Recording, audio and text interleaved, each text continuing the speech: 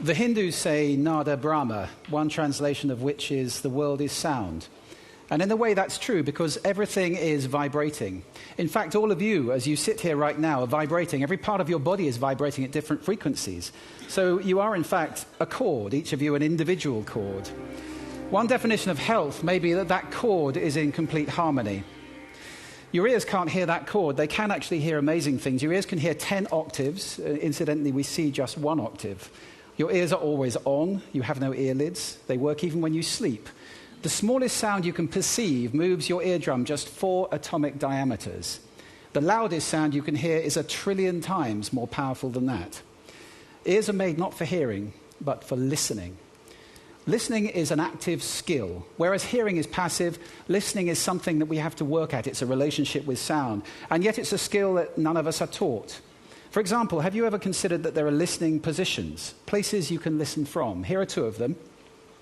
Reductive listening is listening for. It reduces everything down to what's relevant and it discards everything that's not relevant. Men typically listen reductively. So he's saying, I've got this problem. He's saying, here's your solution. Thanks very much. Next. That's the way we talk, right, guys? Expansive listening, on the other hand, is listening with, not listening for. It's got no destination in mind. It's just enjoying the journey. Women typically listen expansively. If you look at these 2, eye contact facing each other, possibly both talking at the same time. Men, if you get nothing else out of this talk, practice expansive listening and you can transform your relationships. The trouble with listening is that so much of what we hear is noise surrounding us all the time. Noise like this, according to the European Union, is reducing the health and the quality of life of 25% of the population of Europe. 2% of the population of Europe, that's 16 million people, are having their sleep devastated by noise like that. Noise kills 200,000 people a year in Europe. It's a really big problem. Now, when you were little, if you had noise and you didn't want to hear it, you'd stick your fingers in your ears and hum. These days, you can do a similar thing. It just looks a bit cooler. It looks a bit like this. The trouble with widespread headphone use is that it brings 3 really big health issues. The first really big health issue is a word that Murray Schafer coined, schizophrenia. It's a dislocation between what you see and what you hear. So we're inviting into our lives the voices of people who are not present with us. I think there's something deeply unhealthy about living all the time in schizophrenia. The second problem that comes with headphone abuse is compression. We squash music to fit it into our pocket. And there is a cost attached to this. Listen to this. This is an uncompressed piece of music.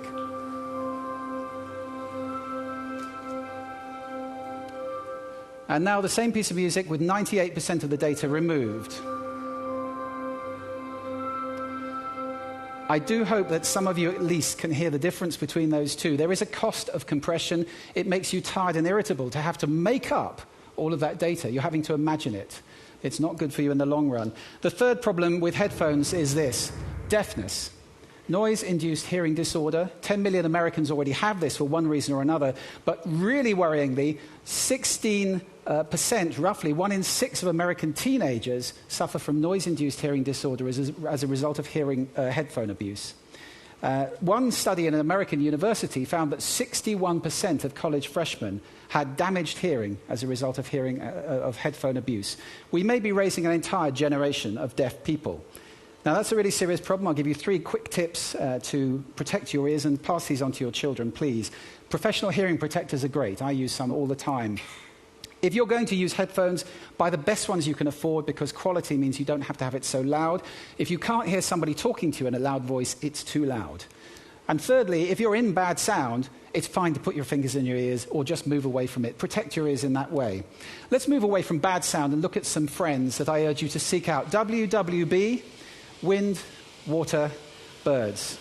Stochastic natural sound composed of lots of individual random events, all of it very healthy, all of it sound that we've evolved to over the years. Seek those sounds out, they're good for you. And so is this.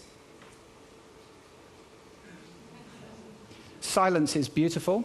The Elizabethans described language as decorated silence.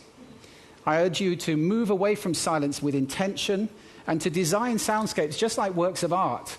have a foreground, a background, all in beautiful proportion. It's fun to get into designing with sound. If you can't do it yourself, get a professional to do it for you.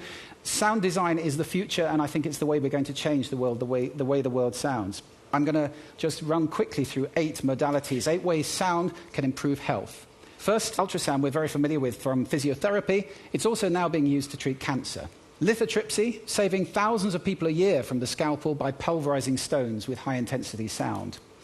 Sound healing is a wonderful modality. It's been around for thousands of years. I do urge you to explore this. There are great things being done there, treating now autism, dementia, and other conditions. And music, of course. Just listening to music is good for you if it's music that's made with good intention, made with love, generally. Devotional music, good. Mozart, good. There are all sorts of types of music that are very healthy. And 4 modalities where you need to take some action and get involved. First of all, listen consciously. I hope that after this talk you'll be doing that. It's a whole new dimension to your life, and it's wonderful to have that dimension. Secondly, get in touch with making some sound. Create sound. The voice is the instrument we all play, and yet how many of us are trained in using our voice? Get trained. Learn to sing, learn to play an instrument. Musicians have bigger brains. It's true.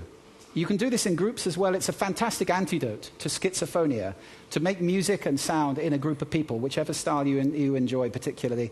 And let's take a stewarding role for the sound around us. Protect your ears, yes, absolutely. Design soundscapes to be beautiful around you at home and at work. And let's start to speak up when people are assailing us with the noise that I played you earlier on. So I'm going to leave you with 7 things you can do right now to improve your health with sound. My vision is of a world that sounds beautiful. And if we all start doing these things, we will take a very big step in that direction. So I urge you to take that path. I'm leaving you with a little more birdsong, which is very good for you. I wish you sound health.